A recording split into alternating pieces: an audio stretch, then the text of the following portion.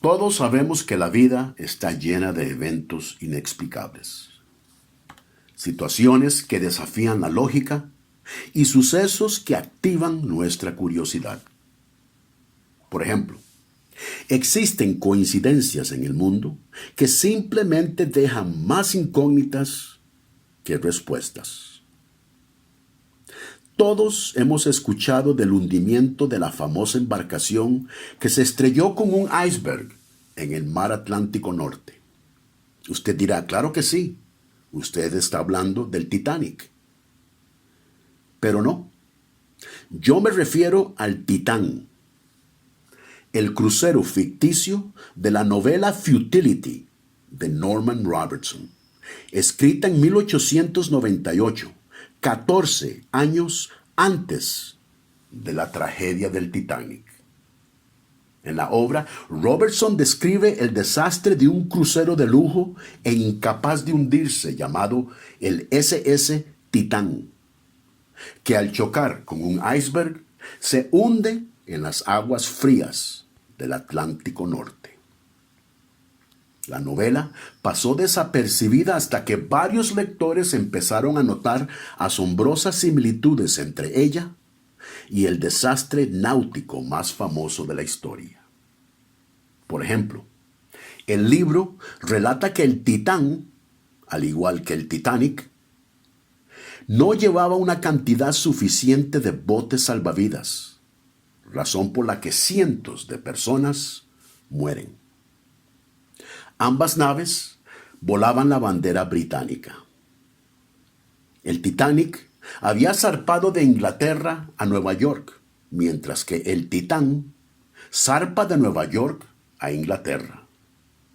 Ambos sufren la tragedia de noche y en el mes de abril. No cabe duda que el libro es casi profético, pues hasta en los nombres de las naves hay similitud.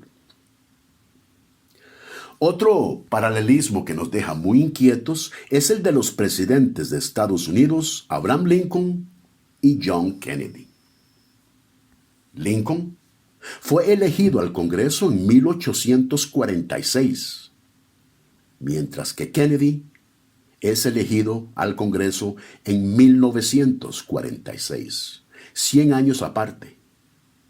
Lincoln fue elegido presidente en 1860, mientras que Kennedy fue elegido presidente en 1960, de nuevo 100 años aparte. Ambos fueron sustituidos por vicepresidentes de apellido Johnson, Andrew Johnson y Lyndon Johnson. Sin embargo, es en sus trágicas muertes donde nos encontramos lo más sorprendente. Es un hecho histórico que ambos eran acompañados por sus esposas cuando recibieron disparos en la cabeza un día viernes. Lincoln es asesinado en el Teatro Ford, mientras que Kennedy es asesinado en un auto Lincoln hecho por la Ford. Ambos asesinos se conocían por sus tres nombres: John Wilkes Booth y Lee Harvey Oswald, ambos de 15 letras. El asesino de Lincoln salió huyendo del teatro y se escondió en una bodega, mientras que el asesino de Kennedy huyó de una bodega y se escondió en un teatro. Finalmente, y como si fuera poco, ambos malhechores son asesinados antes de ser enjuiciados. Tantas coincidencias nos dejan perplejos. Y sin embargo, existen otros relatos verídicos que parecen exceder aún más las leyes de probabilidad.